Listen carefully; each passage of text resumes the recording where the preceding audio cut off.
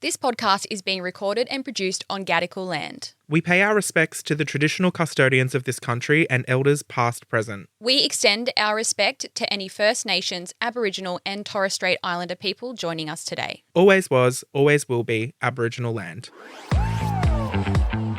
Well, we've got a Close Friends episode coming to you on a Thursday afternoon if you're listening when it goes live. We've just skipped the queue. There's no Friday episode. We're getting in early because we need to strike while the iron is hot. Yep. And that iron being me getting absolutely robbed at the TikTok Awards last night. No. Look, we can laugh about it, right? If you don't laugh, you absolutely cry. I feel you were very much prepared to lose. I was, genuinely. You were so prepared to lose. I was so prepared. I was not expecting to win at all. And I feel like our community was like backing us for the win. And thank you so much to everyone who voted for us. But like I said ages ago on this pod, the thing with a public vote award is it is a popularity contest. And so after we lost last night, I was reflecting and looking at all the different categories, and we're going to spill the tea on the night as well, but let me just talk about our award for a second. So I was reflecting on all the categories, right? And I said, this is a popularity contest. So there was, for example, some categories were highest quality content and video of the year. And I don't know, what are some of the other ones? Live Creator of the Year. Live Creator of the Year. And for example, our category, Business of the Year. But when you look at those categories, you're not getting voted for what the category is. So Kalade won our award, but that doesn't mean that they've won because they are the Business of the Year. They won because they are the most popular and got the most votes by their followers. Yeah, I see what you're saying. Do you know what I mean? The person that got highest quality content of the year doesn't actually mean that they have the highest quality content of the year. It means they have the most fans that voted for them. So it's not really, and our community was all up in arms, and I made a funny post about it, which is on my Instagram if you want to go see it. I think it's got 17,000 likes. That's the most likes I've ever gotten on a fucking Instagram photo in a decade. And everyone's commenting, which is so nice. Everyone's like, you deserve this. You've worked so hard for 7 years. You've built this from nothing. You're the trendsetter in the business TikTok world, blah, blah, blah. And I get all that. But at the end of the day, it's not a vote for who runs their business the best or who's the most inspiring to other businesses. It's who has the most amount of followers that will vote. And the Clark family have got millions and millions and millions of 12-year-old fans. So I don't fucking stand a chance against that. Now, I'll tell you another thing as well. I was sitting at the table with the Clark family. Now, Kat Clark was hosting, and I will say I think it's really unfair that someone that was hosting could also be nominated for an award, especially when she's already won an award in previous years. I don't know about you, Matt, but in my mind, I think if someone's won an award in previous years, they shouldn't ever be able to be nominated again. I reckon they need to allow space for other people to be nominated. Mm-hmm. And the fact that she was a host gets me, and then she won. But I was sitting at their table, and Jonathan, is that the husband? Mm-hmm. He was super fucking nice. I've never met he's lovely. I've never met the Clark family, and he was super lovely. We met and gave each other a hug. And I was like, congrats on all your success with the business. And he was like, he was singing praises to me. He's like, anytime we want to think of what we can do next, we go and look at Fate and we say, what is Fate doing? And they're checking out our content. And I know that we're a massive inspiration for a lot of other businesses out there. And I absolutely love that. So there's no hard feelings at all that we lost. At the end of the day, I was saying, if everyone there last night lost and no one won a single award, nothing would change. Nothing would change. But it was pretty funny to see all our community all riled up and saying you've been robbed, and then I made my joke Instagram post. But yeah, thanks to everyone that voted, because I know I hounded everyone here in High Scrollers and on every corner of the internet that I possibly could, but it wasn't enough. So everyone's going to have to try harder next time. Please vote harder and better next time. But I don't think I can stand a chance against the 12-year-old fans, because let me tell you, last night at the TikTok Awards, there were so many. Did you see all the 10, 11, 12-year-olds screaming for the Clark family? Yeah, it was really wild. I haven't seen anything like that in this space for a very long long time. Yeah, and the thing is, like, people were commenting on my post going, who is Kalade? I've never heard of them, or like, I don't get it. And I say, like, we don't get it because we're not their target audience. Like, their target audience is young kids. And the young kids are the ones who will vote. Because they've got the time. I mean, we love our audience, but we're all busy as well, you know? I just feel like the young kids, they're voting every single day. And I don't know, maybe some of the scrollers forgot 1 or 2 days along the way there. Do you know what I mean? Because we've got a lot of things going on, you know? Yeah. But yeah, I also feel it's just very, very strange because take Food Creator of the Year. That was Michael Finch. Michael Finch won that award. 2.5 million followers Michael Finch has. Love him. So happy for him. Love it. Up against Huey, as in the chef from TV, you know. Exactly. This is the thing. Like, he's got 90K. He's got 90,000 followers. But Michael he's Finch has an got icon 2.5. in, like, food in our childhood, you know. So, like, but how's he going to go up against Michael Finch with 2.5 million? Of course Michael's going to win. And again, Michael probably deserves it. I'm very happy for him. But, like, you can't put Huey, 90,000 followers, up against someone with 2.5 million. It is a popularity contest for who has the most engaged fans and the most amount of fans. But I walked away, I'm like, you know what? I said this before as well. We win every day at Fate. Like, we have an amazing community. We have an amazing business. Like, we're winning every day anyway. And I think it was just fun to be nominated. Will I ever go again? I was going to say, will you do it again if next year they say do it? It's too much hassle. That's what I got. It's too much hassle and effort, especially if you fucking lose. I'm like, fuck me, I've just promoted TikTok left, right and centre and I fucking lost. Yeah. But I would say, like, I think we need to get on to talking about the actual event itself. Yeah. Because you've been 3 times now or 2? Yeah, 2 or 3 times. I can't remember. The first year it wasn't an awards. Well, they had Creator of the Year, I'm pretty sure. But the first year it was more like, I forget what they called it, but it was kind of just like performances, and then they announced a Creator of the Year. TikTok Awards then happened last year for the first time.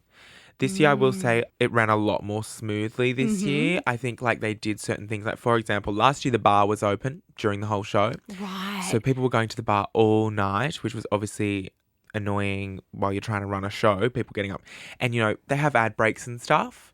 So when the ads were on, like Sarah V sponsors the TikTok Awards, they had this little section last year. Everyone was just talking the whole time, and because they did this really random, stupid dance this year. I was like, what the heck is going on? Yeah. The Sarah V dance. They did that this year because last year they couldn't keep our attention and everyone went to the bar. I think I even got up and went for a wine because I was like, I was interested. Like, this is obviously my first time going, but like, I get it. It's a show, but like it started at 7, and so there was food trucks outside beforehand. But then from 7 till what? When were we in there till nearly 10?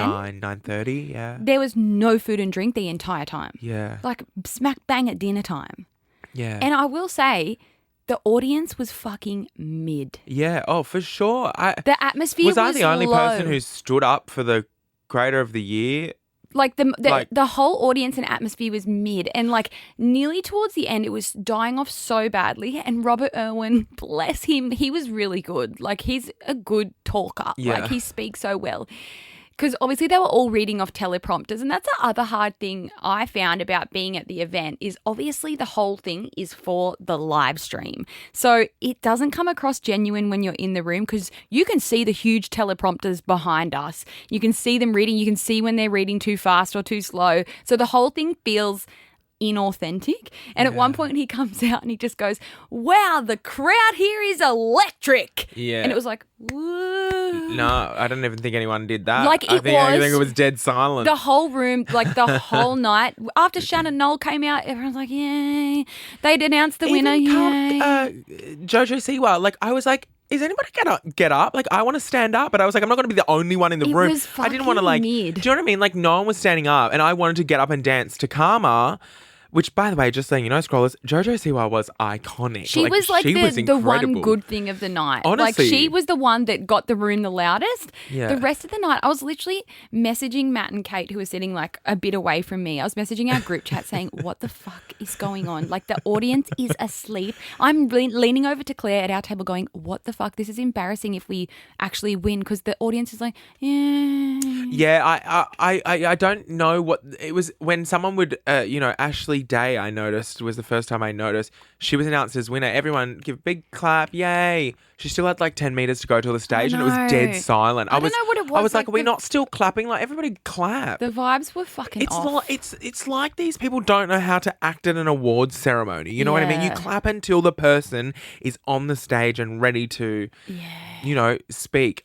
And I don't know whether there's an air of like saltiness in the room. I think there was. It felt salty. I mean, to be fair, TikTok, as I've said, we only said this a couple of weeks ago, it's the first platform that kind of does put people on a pedestal and does go, these are the best creators and these are the best creators. And if you're not one of those, like, I find it is like, I mean, I absolutely am not salty that I don't get nominated for anything, but I can tell that people are salty because they're like, well, I've got more followers. I've been doing TikTok longer. Yeah. I arguably make better videos and these randoms have been nominated. So I think like us just being in this industry, we're so used to other platforms just treating everyone the same on the same kind of playing field. Yeah, whereas this is creating like a popularity contest in an app that kind of is still a popularity contest every day anyway because everyone's out there trying to get the most amount of views. Yeah.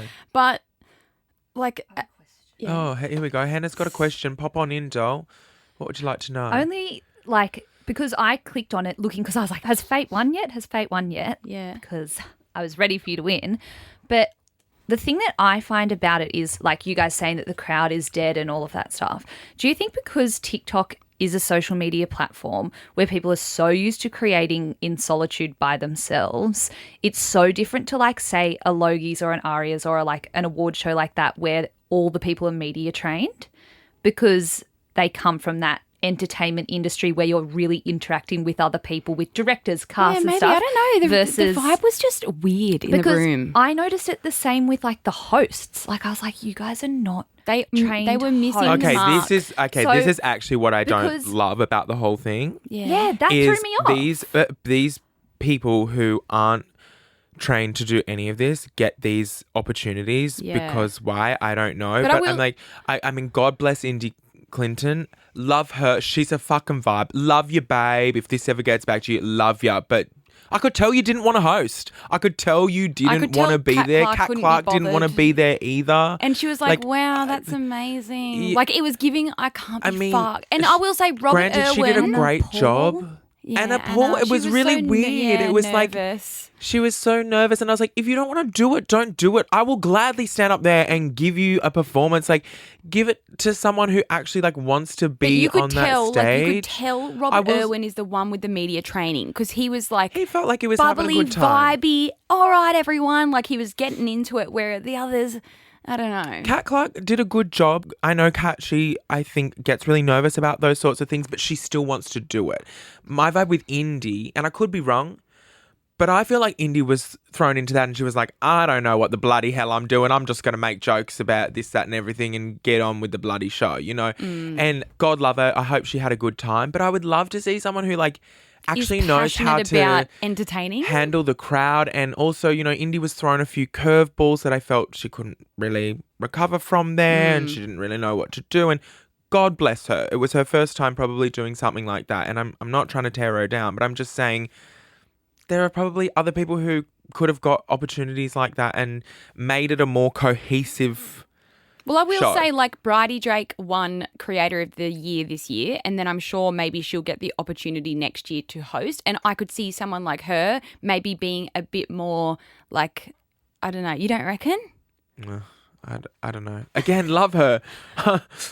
Love Bridie, but I'm like, I haven't seen her host. I haven't seen her present. So I'm like, who knows? That's what my reaction was there. I was like, well, who knows? We don't bloody know. The whole thing was giving, like, very Aussie, like Australian, like... a bit chaotic. Let's talk about the cameras. Can we talk about the cameras? Oh, like when they go around to the tables? Yeah, because there are 2 tables for your category. Yes. And when they were announcing Business of the Year, all of the cameras were on your table. And there were 3 other creators on the other table. So they, like, the cameras give away who's winning because they're there waiting as, like, they're showing all the nominees, but the cameras are pointing straight at the winner. Like, there's a camera crew right there in front of the table. They get ready, 2 minutes before the winner is announced. Yeah. So there's 3 cameras and all 3 of them are pointing. I think they should have like a decoy one that's even a fake camera that isn't even recording, like pointing to the other table. And the people who have the cameras, they don't even care. One guy I saw had a camera on a certain table and the lady goes, nah, not that one, it's this table. Yeah. And turned it away from other nominees for whatever category it was and put the camera. So those nominees now know it's that not them. they're not winning. And it's obviously, I mean, in your case, Kate and I were getting quite excited because you and Kalade were sitting on the same table. So we were like, well, it's between one of them because they're not even putting the camera on the other nominees on the other table. So we did have a bit of hope there. But I think it was hard to tell from where I was sitting, but from where you were sitting, did you know because of the cameras? Yeah, you could see exactly who they were, like the cameras were focused on. And that's like 2 minutes before they announce it. So like we all know, obviously. But that's, again, the whole show is set up for the live stream. So you could tell it's not for the people in the audience kind of thing. And I think that's also why there was a disconnect with the audience and why the audience was kind of mid, because the whole thing wasn't for us in the room. It was for the live stream. Like you could tell like the hosts weren't really looking at the audience. They're looking straight down the camera that's in front of them. And I don't know. It was an interesting experience. I don't think I'd ever bother going again, like coming from fucking Newcastle all the way. But like I'm glad we went and it was good fun. Like I was excited to be nominated. We had to accept our nomination as well, by the way. We got an email to say like, do you want to be nominated? TikTok like contacted us that way. Interesting experience. Jojo Siwa was actually the highlight of the whole thing. No, she was really incredible. Really good. And again, like Jojo presented an award in the music category and the winner wasn't there anyway. But when she came out to present, you could tell she was media trained because out of all the people presenting the awards, she captivated my attention. Yeah. I was like, I'm fucking listening. Like she spoke so well, was engaging. I don't know what it is. You can just definitely tell a difference between those that are media trained and those that aren't. Yeah. One last question. I saw that both of you got pictures with Aussie Bro Squad. Yes. Yeah. Tell me more. Oh, it was lovely meeting They were them. actually really nice boys and the mum was really nice. The mum was so lovely. She was to wearing me. like a navy gown, Yeah. like with a little navy shawl over the shoulders, kind of like from Suzanne's or something. And they're from the Central Coast, so we bonded over that. Yeah. 'Cause obviously that's where I'm from as And well. you know what? I got to say, they're getting way better at dancing. Like they are improving. And they did a little spontaneous dance in the crowd as well. Bless. Did you get a photo too, Matt? Yeah. Yeah, love it. They were cute. I think they're all right. No, everyone was really concerned about them. Yeah. But they're fine. They seem to love it.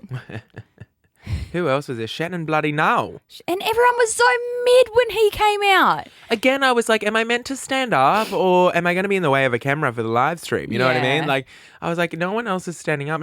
But also, see, that was strange as well. Like, I did feel majority of the performances, weird choices. Yeah, I like went, a DJ I don't know. set, like that guy that did the DJ set. But like Yeah. everyone's seated and like no one got into it. I know. It was just really strange. Anyway, like, I had a camp time and then, of course, I went to the after party afterwards and had a great night there.